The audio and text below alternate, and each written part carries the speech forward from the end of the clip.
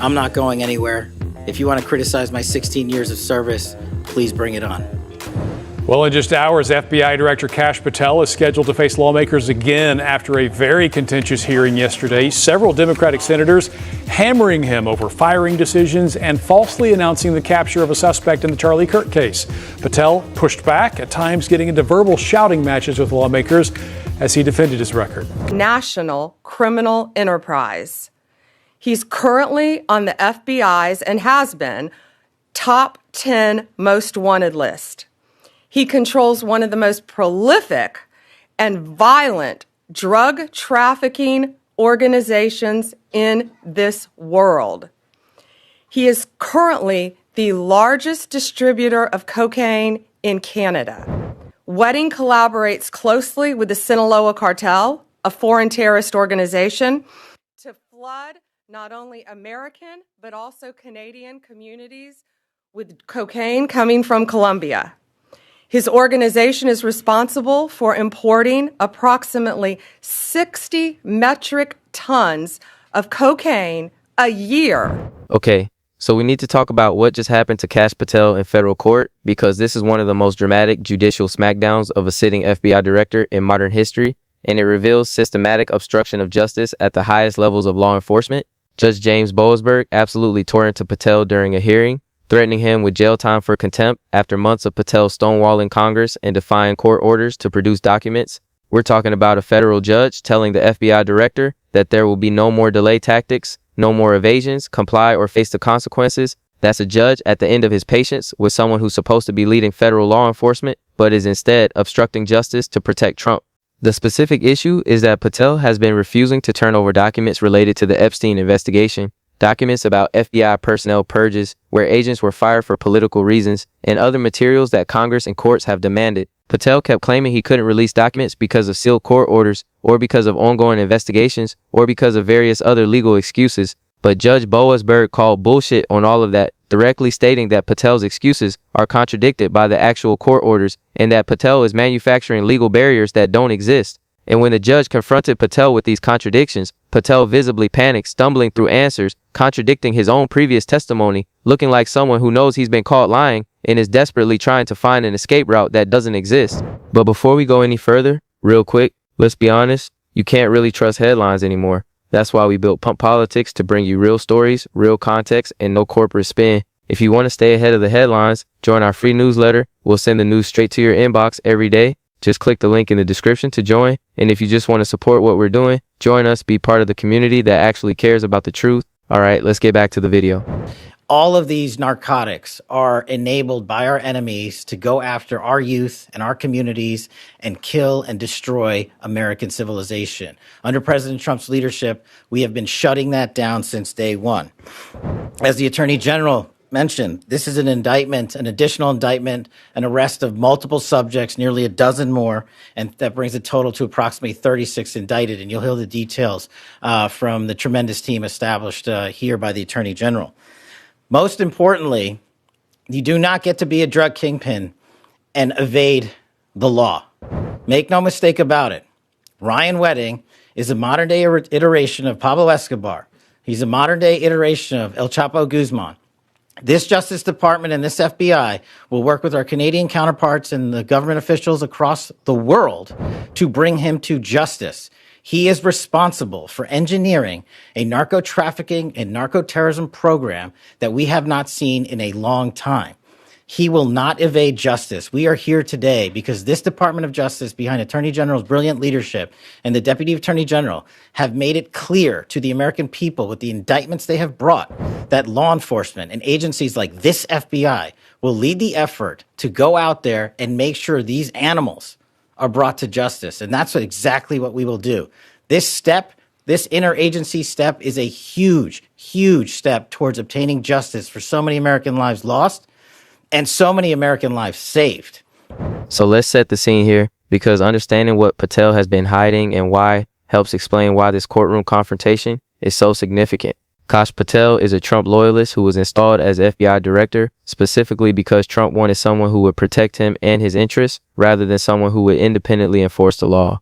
And Patel has apparently been doing exactly that, using his position as FBI director to block investigations that might damage Trump, to purge FBI personnel who aren't sufficiently loyal to Trump, and to hide documents that Congress and courts have the right to see. The Epstein files are a particular focus because they potentially contain information embarrassing or incriminating to Trump and his associates, and Patel has been fighting to keep them sealed despite the congressional mandate to release them. The documents about FBI purges are significant because they show Patel weaponizing the FBI for political purposes, firing career agents who were working on Trump-related investigations or who weren't seen as sufficiently loyal to Trump personally. All of this is obstruction of justice, abuse of power, and potentially perjury if Patel lied under oath about his reasons for withholding documents. The November 12th hearing, where Judge Boasberg threatened Patel with jail for contempt, is remarkable because federal judges don't casually threaten FBI directors with incarceration.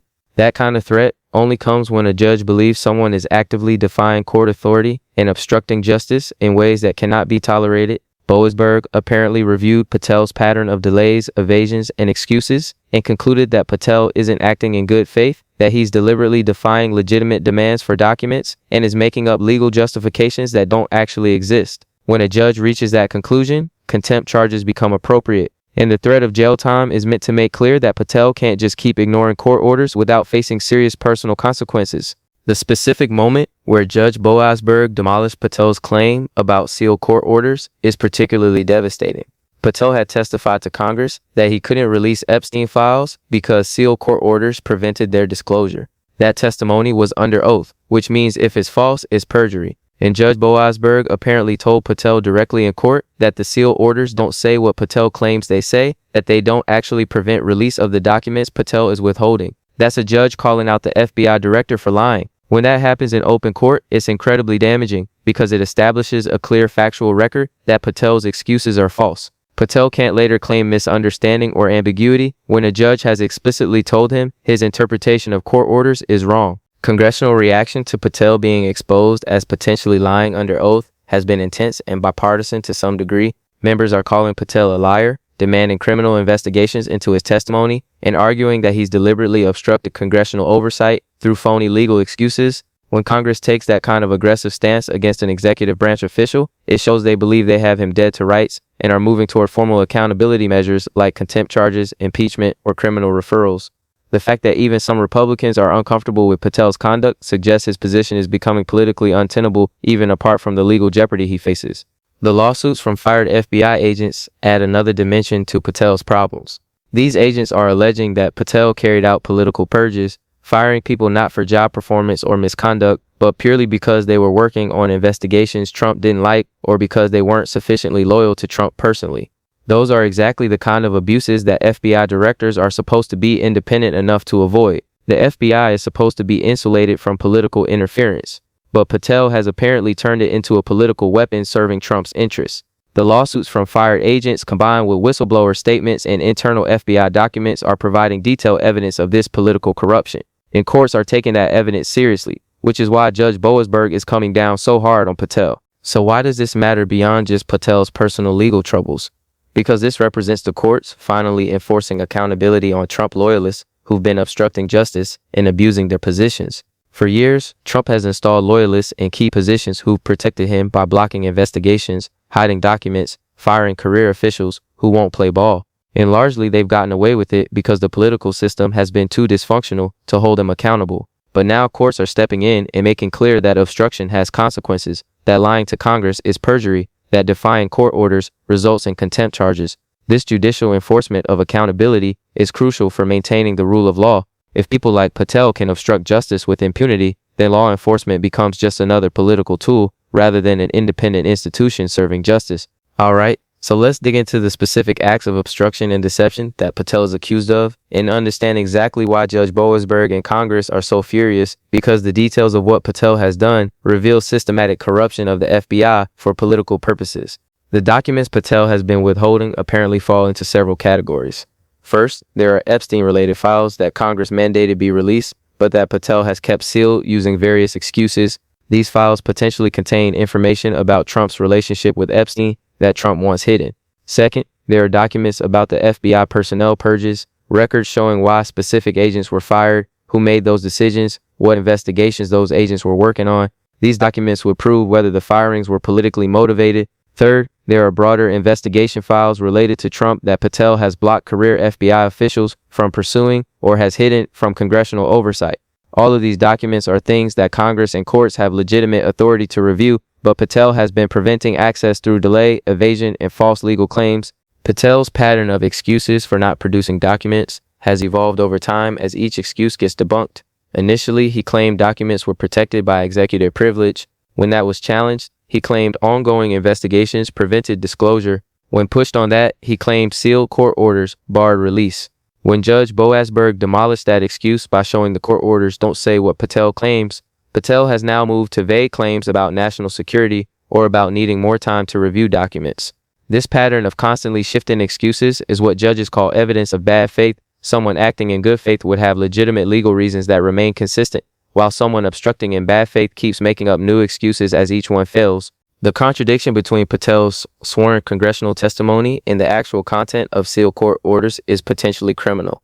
When you testify under oath to Congress, you're legally required to tell the truth. If Patel testified that sealed court orders prevented him from releasing documents, but the orders actually don't prevent that, then Patel committed perjury. Perjury is a federal crime that carries significant prison time, and is one of the few crimes that's relatively easy to prove when the false statement is on the record and the truth is objectively verifiable. Judge Boasberg essentially handed Congress the evidence they need for a perjury prosecution by directly contradicting Patel's testimony about what the court orders say. The Epstein files specifically that Patel has been hiding are politically explosive for Trump, which explains Patel's motivation to keep them sealed. These files apparently contain detailed information about Trump's relationship with Epstein that goes beyond what Trump has publicly acknowledged. If Patel can keep them sealed long enough, perhaps until after 2026 elections, or until Trump is in a stronger political position, then the political damage from their release might be mitigated. But courts and Congress aren't willing to let Patel time the release for political advantage. They're demanding release now because the public has a right to know this information, regardless of political timing. The FBI personnel purges that Patel orchestrated represent a fundamental corruption of federal law enforcement. The FBI is supposed to be independent and non-political. Agents are supposed to follow evidence wherever it leads without fear of being fired for pursuing investigations that powerful people don't like.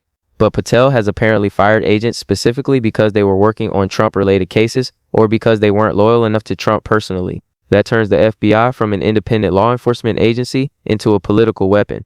The agents who were fired have filed lawsuits with detailed allegations about why they were targeted. These lawsuits include evidence like emails, meeting notes, and testimony from witnesses describing how Patel and his team identified agents to purge based on political criteria. The whistleblower statements from FBI employees who witnessed Patel's conduct are particularly damaging because they come from people inside the organization who have direct knowledge of what happened. Whistleblowers are protected by law from retaliation, which allows them to come forward with information about wrongdoing without risking their jobs. Multiple FBI whistleblowers have apparently provided statements to Congress and to investigators describing how Patel politicized the FBI, how he interfered with investigations for political reasons, and how he created a culture of fear where agents were afraid to pursue legitimate cases if those cases might upset Trump.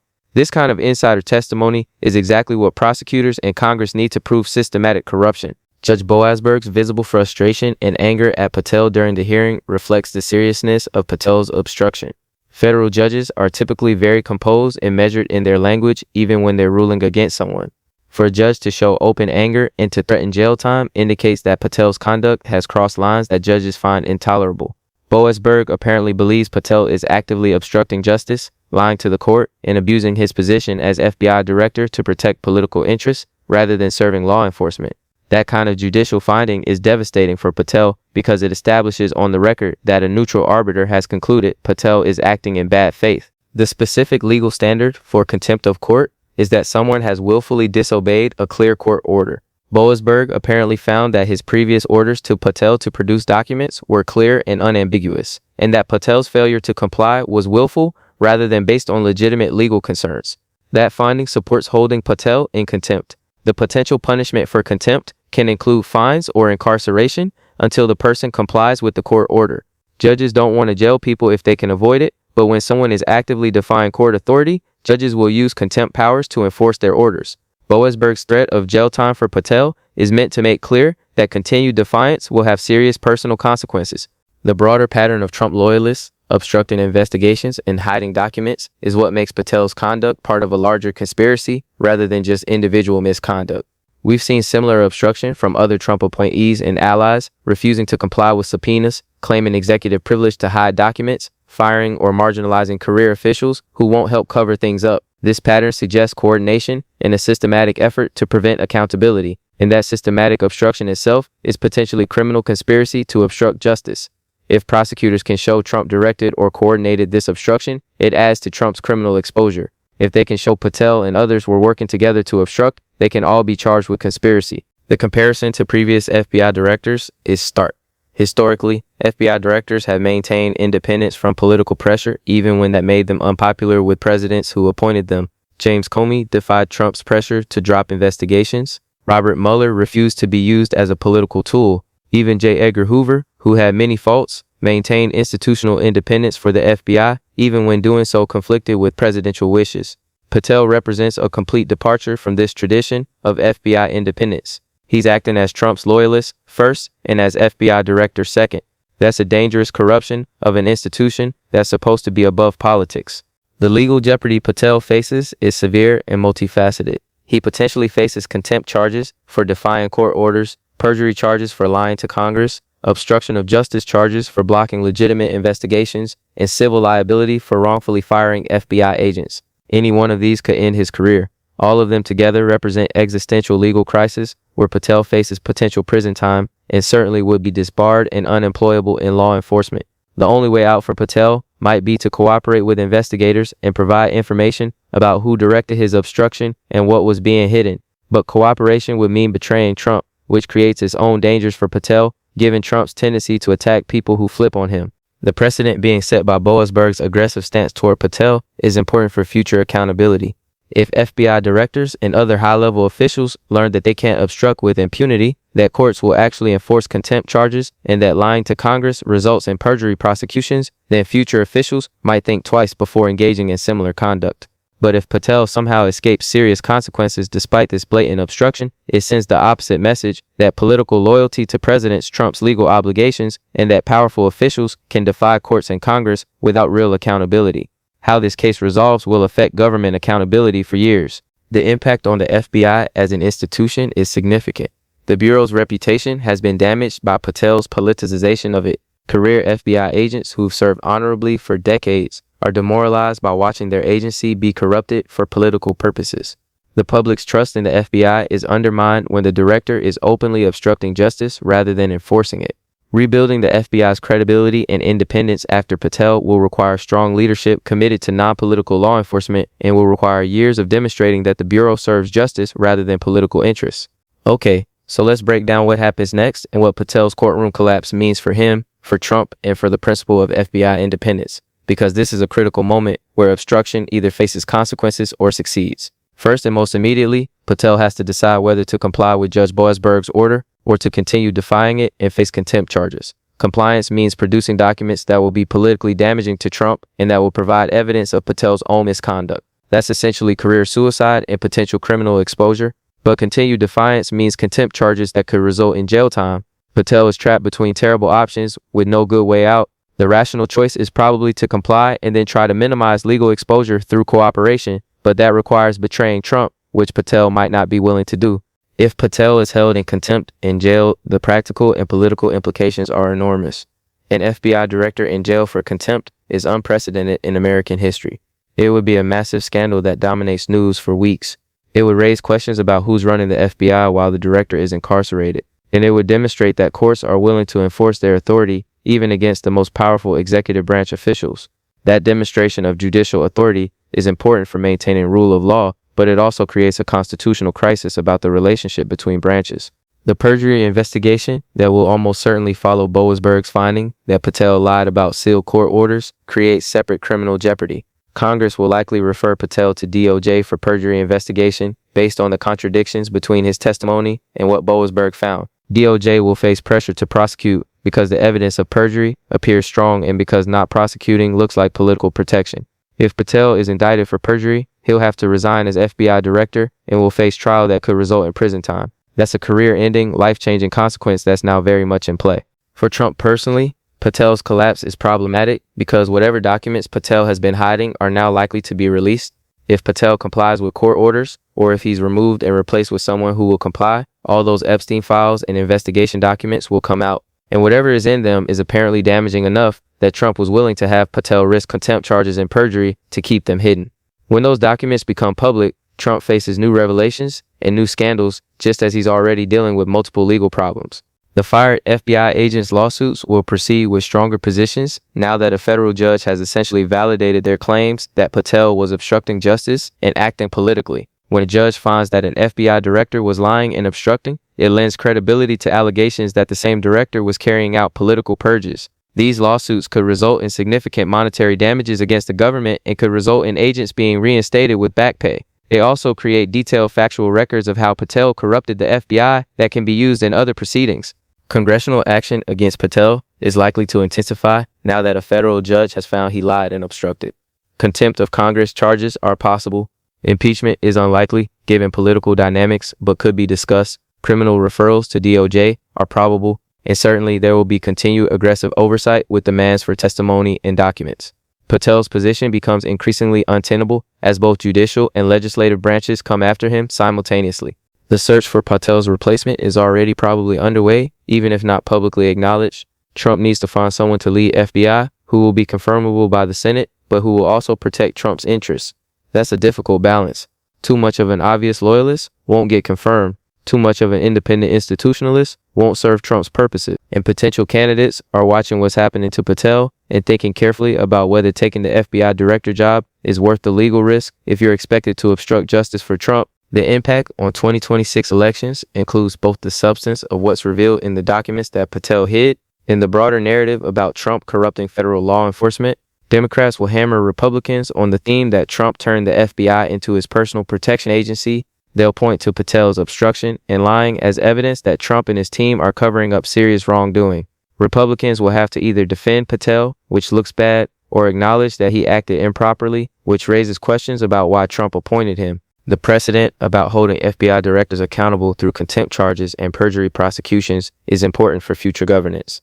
The FBI director is supposed to be independent and is supposed to have a degree of political insulation, but that independence can't mean being above the law. If directors can obstruct justice and lie to Congress without consequences, then the independence becomes a shield for wrongdoing rather than a protection for legitimate law enforcement. Enforcing accountability maintains the proper balance where directors are independent in their law enforcement decisions, but still answerable to law and to constitutional oversight. For FBI rank-and-file employees, Patel's collapse might come as relief.